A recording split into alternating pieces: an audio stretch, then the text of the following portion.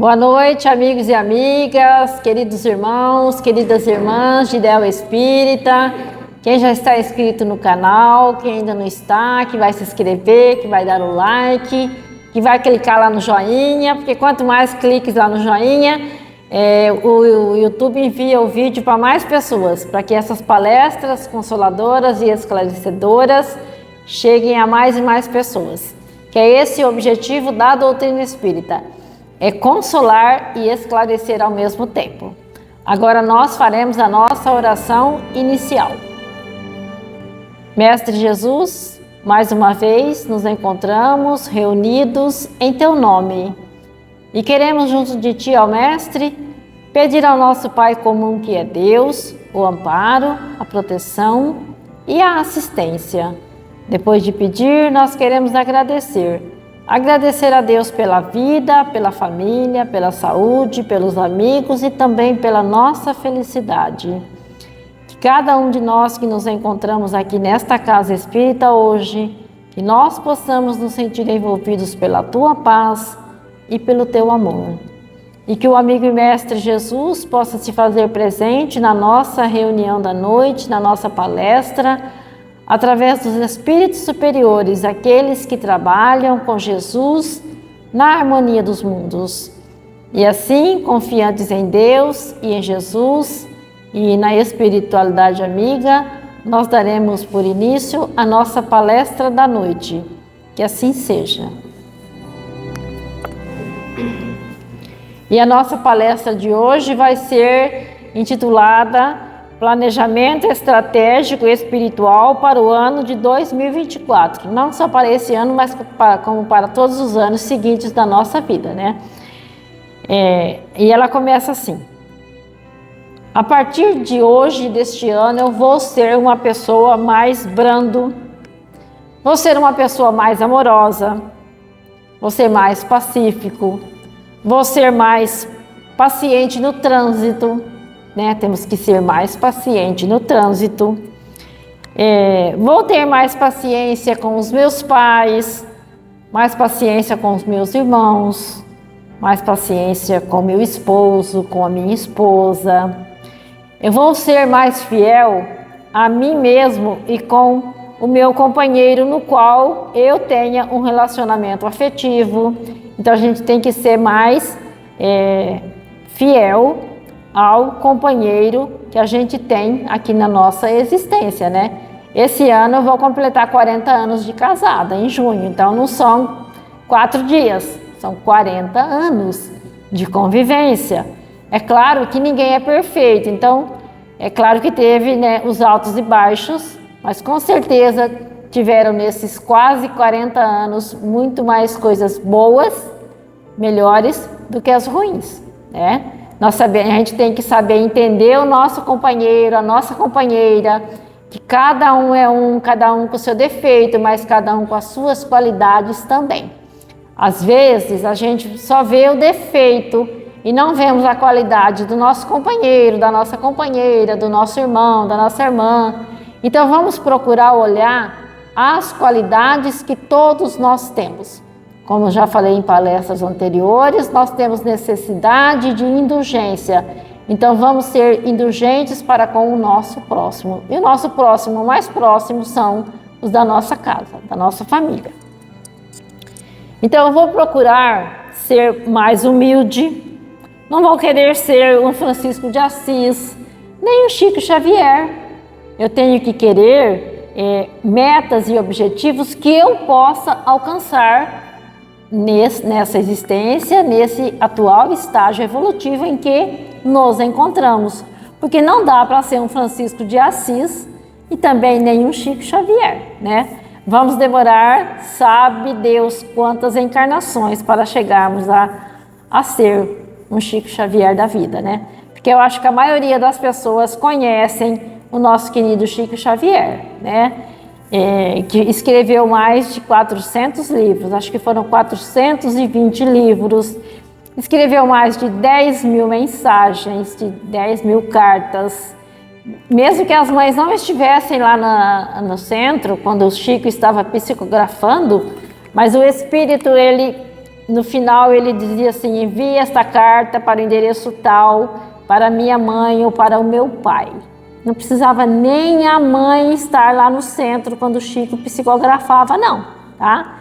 O próprio espírito de punho escrevia através da mão do Chico Xavier e indicava o endereço para ser enviada aquela carta, aquela correspondência, onde eles vinham dizer para o pai, para a mãe, que eles continuavam vivendo e que continuavam amando e sentindo também saudade.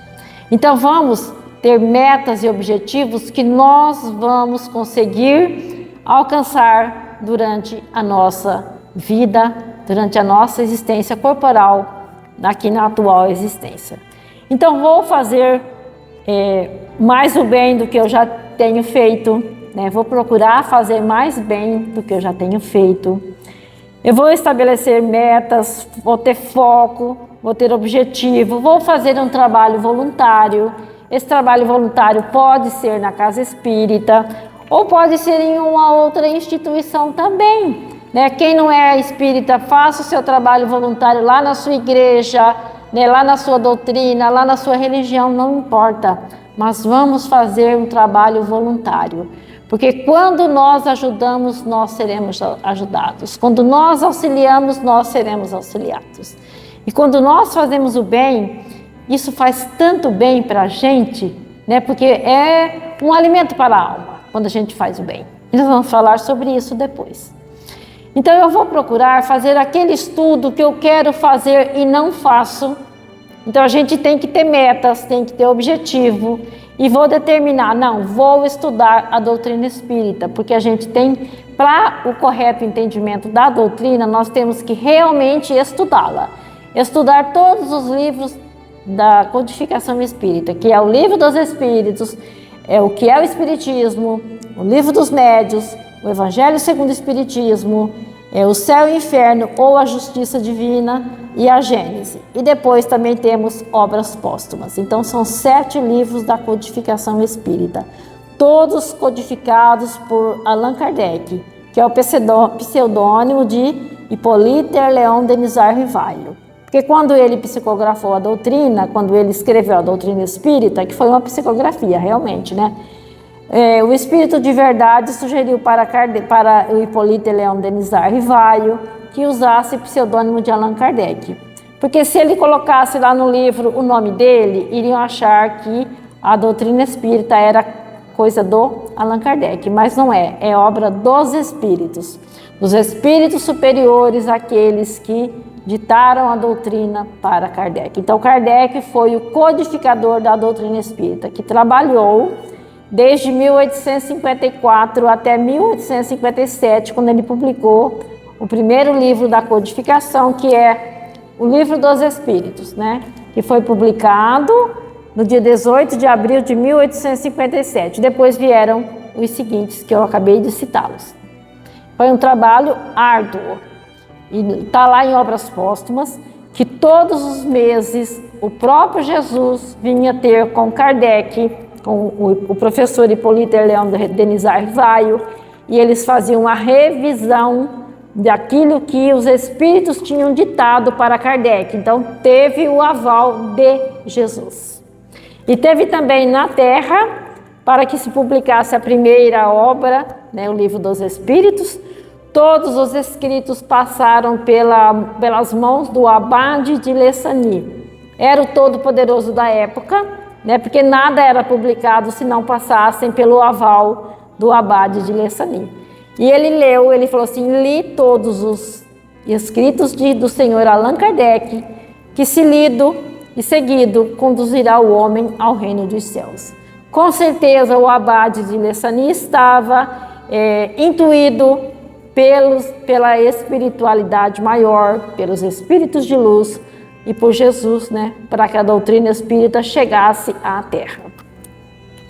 Então eu vou fazer o estudo que eu quero fazer e que ainda eu não estou fazendo. Eu vou ler um livro espírita, né? Podemos começar pelo Livro dos Espíritos.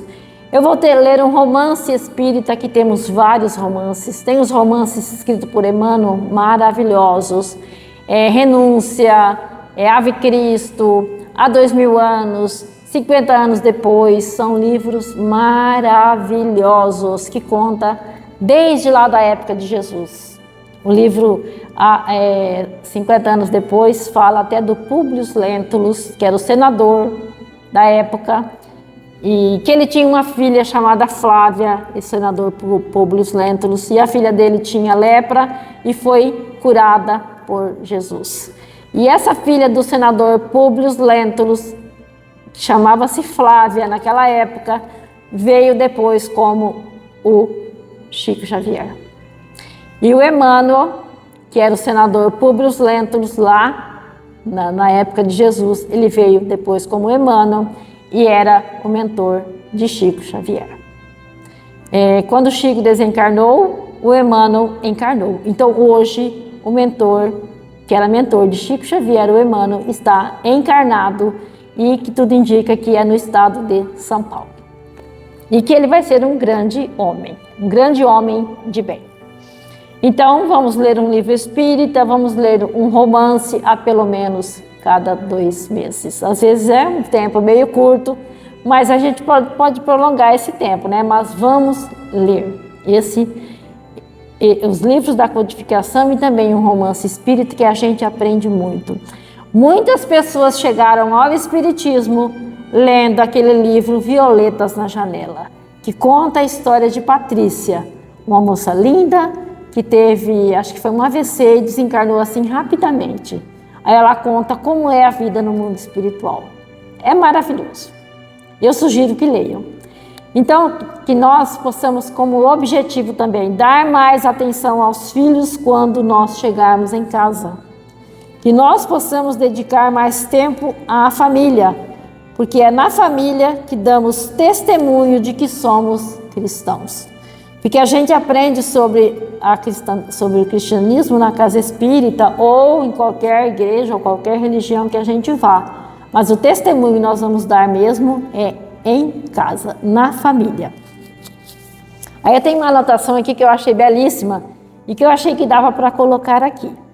Que a reencarnação é a justiça manifesta de Deus. Por isso que filhos ingratos, drogados, filhas rebeldes, companheiros desleais, familiares esquisitos, amigos traiçoeiros, pertencem à nossa economia evolutiva. Então, que ao invés do revide, que nós tenhamos compaixão. Ao invés do ódio, que nós tenhamos amor.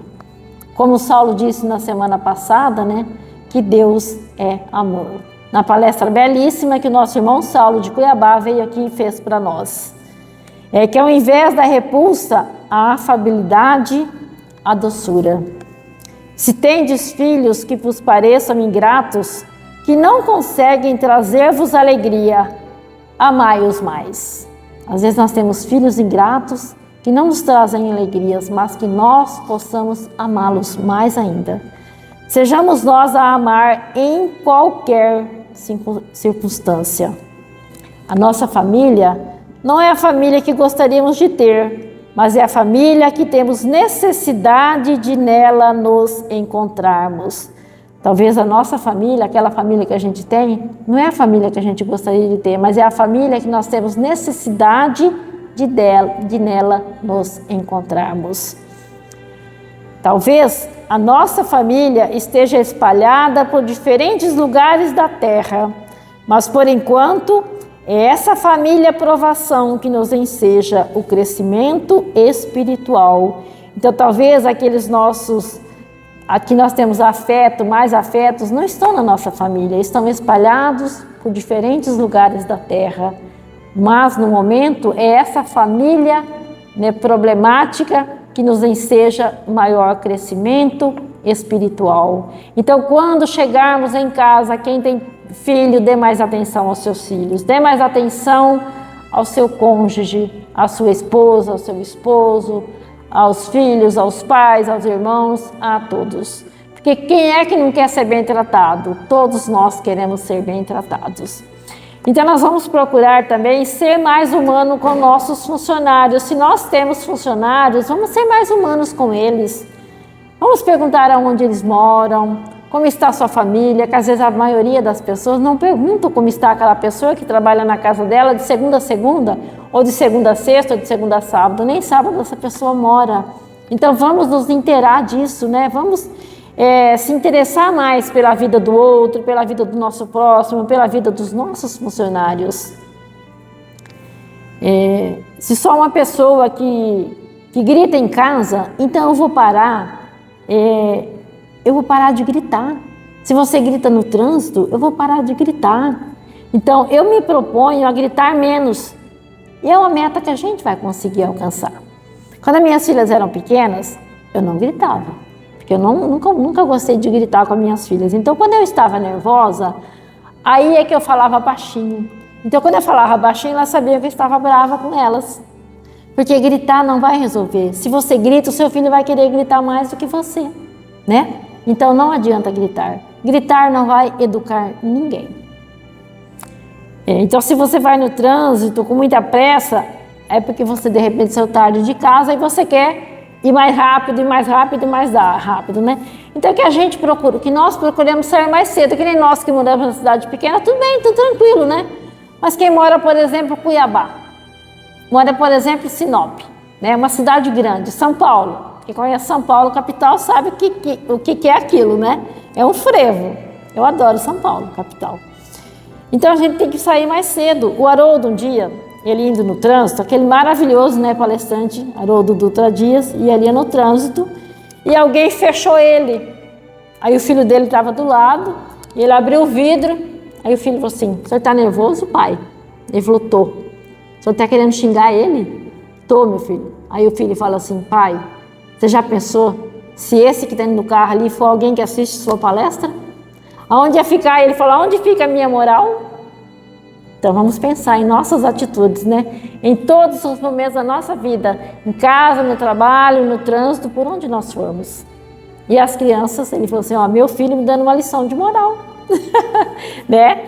Então, ó, se temos planejamento estratégico para uma empresa, por que é que não vamos ter um projeto, né, estratégico para a nossa vida espiritual, um planejamento para a nossa vida espiritual? Então, o que eu vou fazer para eu poder ter mais paz? O que eu vou fazer para eu ser feliz? E isso está dentro de cada um de nós. A felicidade nossa, a nossa paz está dentro de cada um de nós. E só haverá paz no mundo quando houver paz dentro de cada um de nós. Enquanto nós não estivermos em paz, não haverá paz no mundo. E a felicidade não está lá fora, a felicidade está dentro de cada um de nós. Então não é o local que vai me fazer feliz. Eu posso estar infeliz aqui e falar: vou embora daqui de Paranaíta porque aqui eu estou infeliz. Eu vou embora para onde eu for, a minha infelicidade vai comigo, porque é da alma, né? A felicidade quanto a infelicidade pertencem à alma. Então somos nós que temos que batalhar para sermos felizes. Então, o que eu vou modificar para a minha própria existência?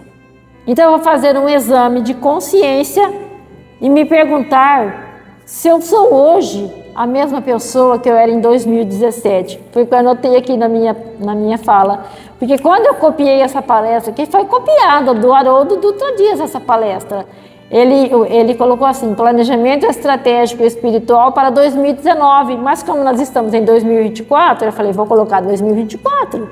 Então eu vou fazer um exame de consciência e vou ver se hoje eu sou a mesma pessoa de 2017, ou de 2016, ou de 2018. Não. A gente vai mudando, a gente muda no decorrer do tempo. É claro que não vai dar um salto, né? Hoje eu sou uma pessoa péssima, má, amanhã você é uma pessoa bondosa, boníssima? Não. É um processo lento e progressivo, mas todos os dias nós evoluímos um pouquinho. Todos os dias. Então eu não sou a mesma que eu era há 5, 6 anos atrás. Hoje eu estou melhor. E todos nós estamos melhor hoje. Às vezes dizemos assim: vou entrar na academia, mas não entramos. Se a gente não é firme, não, vou entrar na academia. E for lá, esse dia eu conversei com um amigo meu aí, numa farmácia, que ele estava bem gordinho.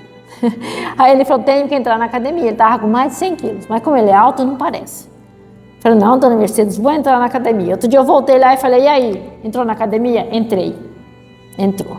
Então você tem que ter um foco, ter um objetivo. E não adianta falar, vou na academia e não ir, né? Você tem que falar que vai e vai.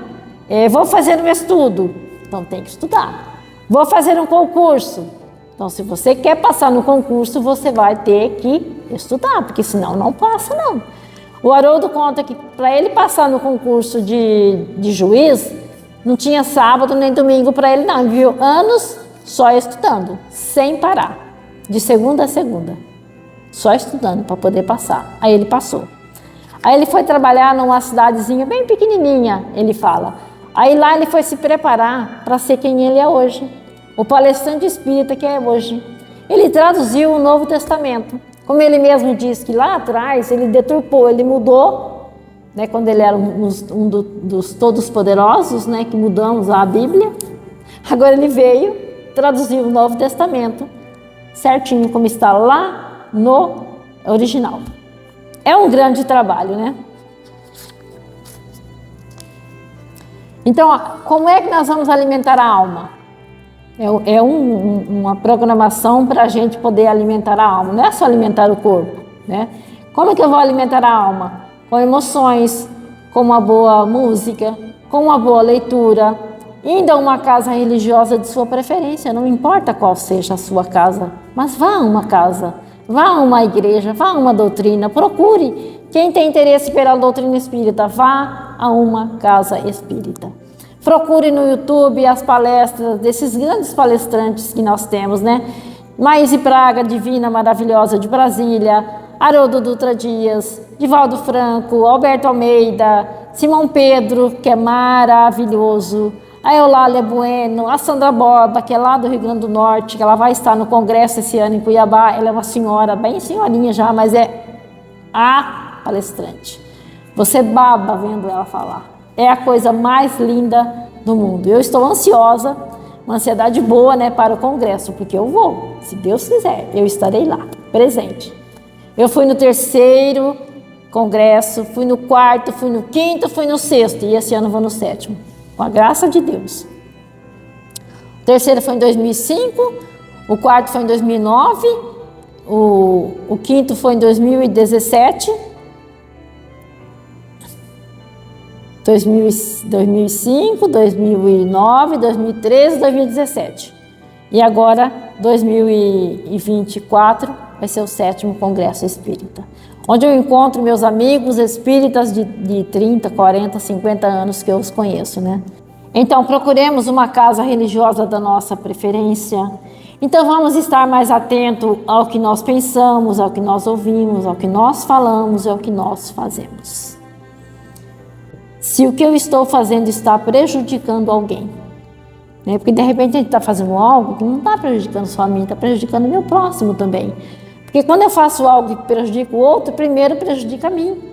Então vamos parar e pensar e analisar o que é que nós estamos fazendo conosco mesmo. Aí vem os prazeres da alma. O que são os prazeres da alma? A alegria, a sabedoria, a afetividade, o autoconhecimento, a lucidez, a compreensão, o respeito, a liberdade, a compaixão, a individualidade, o amor, o desapego, a coragem e o perdão. Aí vem agora o que são as dores da alma. O que são dores da alma que fazem mal para nós? O orgulho, o egoísmo, a raiva, a gula, a preguiça, a luxúria, a avareza, o ódio, o rancor, a inveja, o ciúme, o apego, a fraqueza e a vingança. Aí Haroldo diz assim: observa 3 defeitos que você tem. Você acha que esses defeitos são eternos? Não, eles são perenes, eles são passageiros. Agora, observa 3 qualidades que nós temos. Essas qualidades são passageiras? Não, elas são eternas. Então vamos fazer aflorar as nossas qualidades e anular as nossas imperfeições. Que tudo isso todas as qualidades estão na nossa essência, está na alma. E nós temos que desenvolver todas as qualidades, que são elas que vão nos acompanhar quando nós voltarmos para o mundo espiritual. Espero que tenha sido esclarecedora, tá? Quem assistir depois tiver dúvida, pode questionar, pode comentar, que eu terei o maior prazer de responder. E agora, então, nós faremos a nossa oração final. Vamos mais uma vez agradecer a Deus, agradecer a Jesus, a espiritualidade amiga que nos amparou e que nos assistiu, e que neste momento cada um de nós eleve o seu pensamento para o seu familiar querido, para o seu amigo, para o seu vizinho, para quem nós queiramos que também participe desse passe, desse momento, dessa energia que vem de Deus e que vem de Jesus e que serve de alimento para o corpo e para o espírito. Vamos pedir ao nosso Mestre Jesus que possa aliviar o sofrimento de todos os que sofrem, encarnados e desencarnados, também dos nossos irmãos suicidas que buscaram essa porta falsa chamada suicídio, e que o sofrimento deles também possa ser aliviados. Então vamos em nossas orações mentalizar a nossa irmã Fernanda, que voltou para a pátria espiritual, para que ela fique bem onde ela esteja, para que Deus conforte toda a família, todos os amigos e todos os familiares para passarem por esse momento difícil de separação momentânea, que todos nós nos reencontraremos um dia no mundo espiritual e que nós possamos sair daqui desta casa espírita hoje mais consolados e mais esclarecidos do que quando aqui chegamos. E que o amigo e mestre Jesus possa nos iluminar e nos conduzir hoje e sempre. Que assim seja.